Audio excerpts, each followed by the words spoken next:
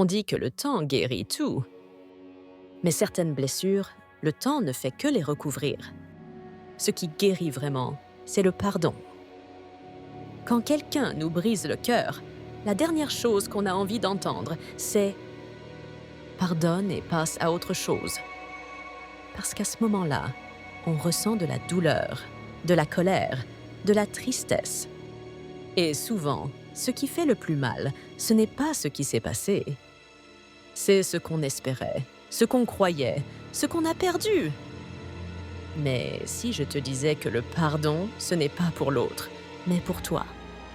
Que pardonner, c'est un acte de tendresse envers toi-même. Pardonner, ce n'est pas dire que ce qu'on t'a fait était acceptable.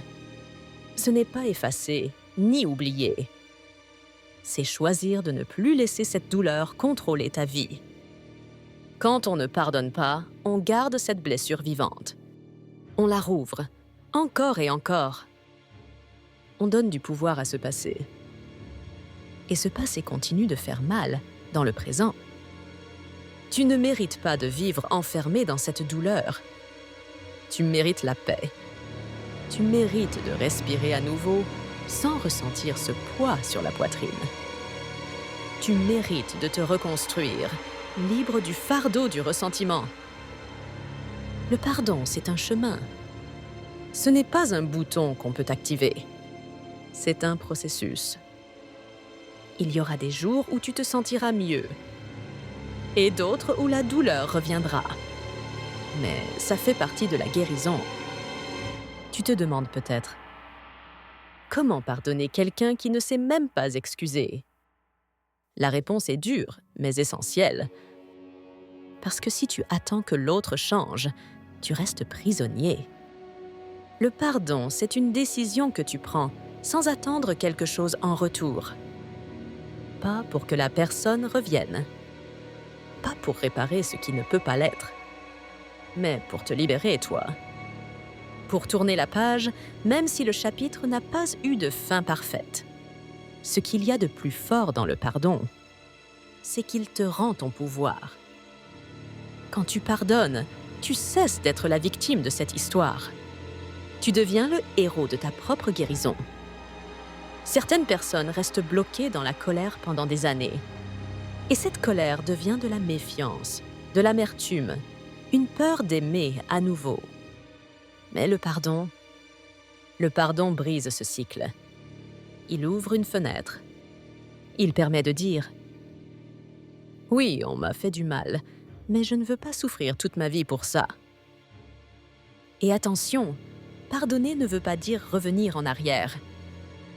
Tu peux pardonner et mettre une distance.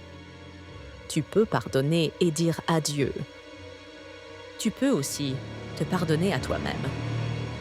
Parfois, c'est même le plus dur. Se pardonner d'avoir cru, d'avoir espéré, d'avoir trop donné. Mais rappelle-toi, tu as aimé avec sincérité. Tu as agi avec ton cœur. Et tu mérites de tourner la page sans te juger. Le pardon ne change pas le passé, mais il change la façon dont tu le portes. Il te permet de te souvenir sans te briser. Il t'aide à raconter ton histoire sans douleur dans la voix. Et surtout, il te rend à toi-même. Alors si aujourd'hui ton cœur est en morceaux, si tu ressens une douleur qui ne passe pas, peut-être que ce n'est pas le moment d'oublier, ni de minimiser. Peut-être que c'est le moment de pardonner. Pour être libre. Pour retrouver ta paix. Pour revenir à toi. Pas pour eux. Pour toi. Si ces mots t'ont touché, laisse un dans les commentaires ou partage cette vidéo avec quelqu'un qui en a besoin. Pardonner, ce n'est pas être faible. C'est l'un des actes les plus courageux qu'on puisse faire. Parce que guérir un cœur brisé commence par lâcher ce qui te fait encore mal.